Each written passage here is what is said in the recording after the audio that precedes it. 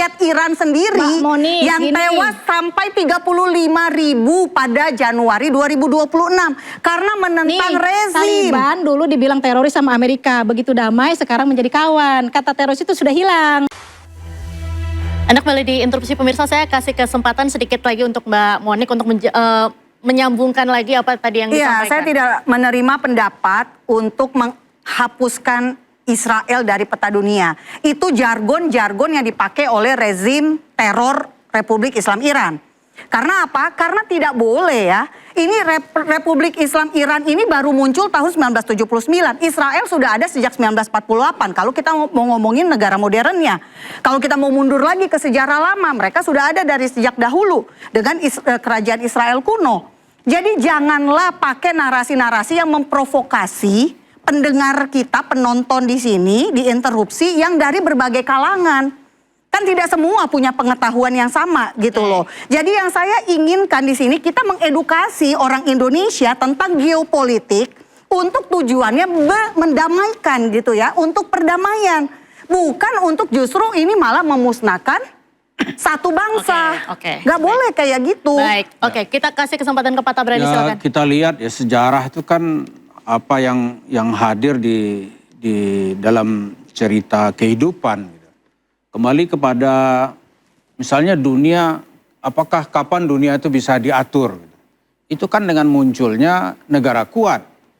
Kalau tidak ada negara kuat atau selamanya seperti yang disebut dengan the balance of power, itu kan terjadi Perang Dunia Pertama. Kemudian tidak lama kemudian terjadi Perang Dunia Kedua. Karena tidak ada negara yang bisa betul-betul dominan. Gitu. Maka setelah Perang Dunia Kedua itu kan muncul Perserikatan Bangsa-Bangsa dengan memfokuskan 5 negara sebagai hakim lah ya. Dia yang menentukan gitu. Kalau tidak ada itu nggak ada lah. Ada orang mengatakan moralitas Amerika di mana dalam menjatuhkan bom atom gitu. Kalau tidak dijatuhkan tidak bisa selesai perang. Jadi dalam persepsi Amerika itu memang sebuah perbuatan yang melanggar moral gitu. Tapi itu diperlukan untuk mengakhiri pelanggaran moral yang lebih besar. Gitu. Nah kembali kepada cerita Israel. Gitu. Saya tentu saja tidak membela Israel. Cuma kan kita dalam rumusan pertahanan itu kenali dirimu, kenali musuhmu. Gitu. Kalau orang tidak bisa mengenali dirinya, dia tidak akan juga tidak mengenali musuhnya. Nggak adalah kemenangan dalam peperangan. Gitu. Masalah Israel dan Arab itu kan sebenarnya satu sebenarnya itu. Kalau Israel bisa dikalahkan oleh Arab tahun 48 itu, udah cerita kita sudah nggak ada sampai sekarang. Gitu. Karena itu bangsa Arab kemudian sadar setelah tahun 73. Karena itu perdamaian adalah pilihan. Gitu. Itu yang diambil oleh Anwar Sadat dari Mesir. Kita berperang untuk mengembalikan tanah Mesir yang diambil. Interupsi. Jadi itu yang dilihat. Nah sekarang kembali kepada soal Iran gitu.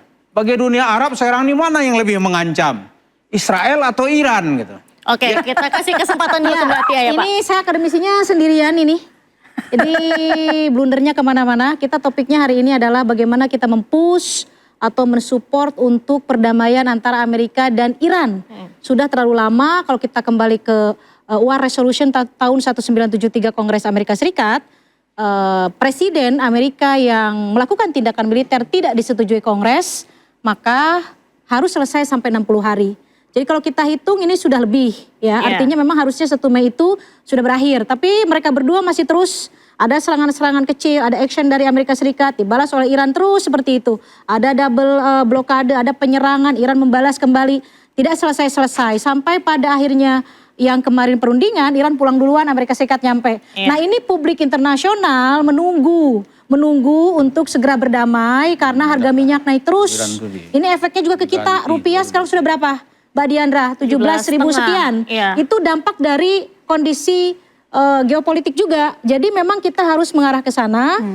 Bicara soal Israel dan Iran, Palestina itu tidak akan selesai-selesai, perspektifnya akan berbeda.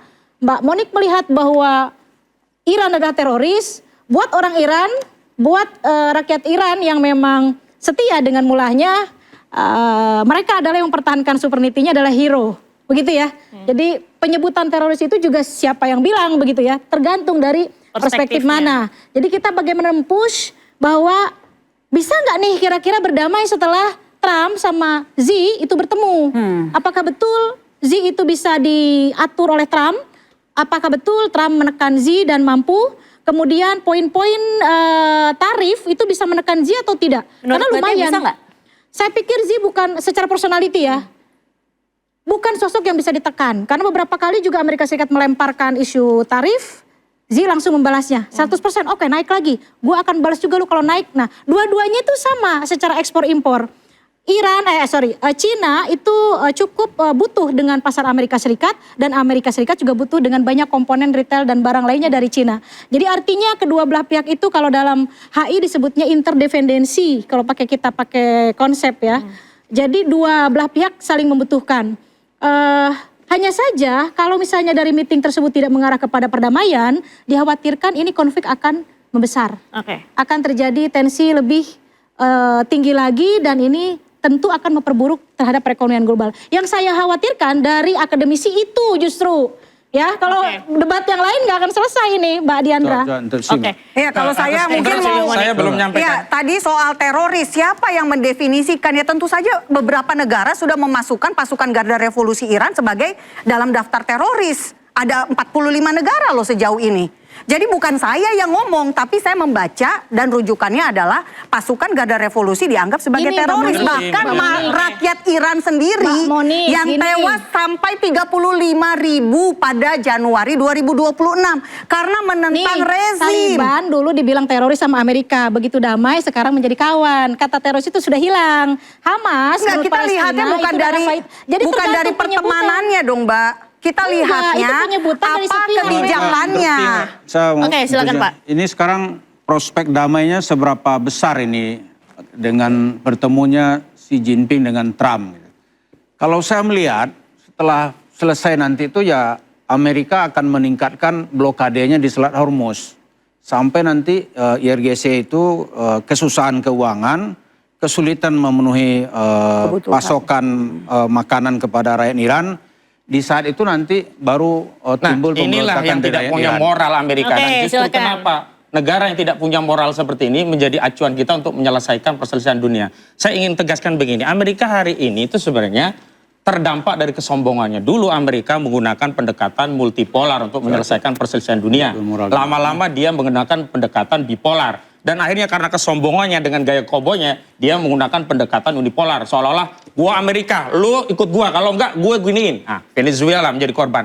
Tapi begitu dia menyerang Iran, dia kena batunya. Nah, hari ini justru kesempatan sebenarnya bagi Interupsi. Cina untuk memeloroti ekonomi Amerika Interupsi. karena perjanjian mereka itu bisa ditata ulang Interupsi. pada Oke, kita kasih posisi kesempatan sebentar. pada posisi Cina yang hari ini datang ke Cina itu dalam posisi yang lebih rendah daripada Xi Jinping. Jadi Xi Jinping itu bisa memeloroti dagang dengan Amerika karena apa? Posisi Amerika yang tertekan dan pasti Amerika meminta kompensasi tentang posisi Xi Jinping terhadap Iran. Baik. Tapi sisi yang Oke. lain Xi Jinping juga bisa membuat Amerika makin tidak berkutik di perang yang dengan Rusia yang memang masih satu ideologi. Ini kan dua ideologi besar ya, kapitalisme Amerika, kemudian sosialisme komunisme Cina dan juga ada Rusia. Baik, Bang Nah, Hussein, tapi yang kita paling penting kasih saya kesempatan setuju dulu ke dengan Bang apa yang dilakukan Iran karena hari ini yang bahasa yang bisa dipahami oleh Amerika juga Israel adalah bahasa perang. Karena itu tidak ada negosiasi dengan Israel karena berulang kali resolusi PBB itu ditolak oleh Israel, dihianati, termasuk Amerika. Kemarin gencatan senjata, Amerika nyerang lagi, Israel nyerang Libanon.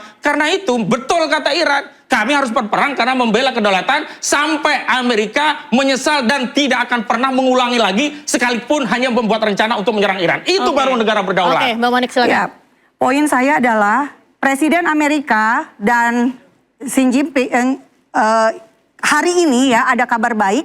Mereka sepakat bahwa Selat Hormuz harus tetap terbuka untuk arus energi. Jadi dalam hal ini Amerika berhasil mengajak Cina gitu ya. Mudah-mudahan Cina bisa membujuk Iran. Nah, kalau dikatakan problemnya adalah Amerika, itu salah. Yang menjadi problem adalah Iran. Iran sekarang ini menyerang negara-negara Arab yang tergabung dalam Liga Arab.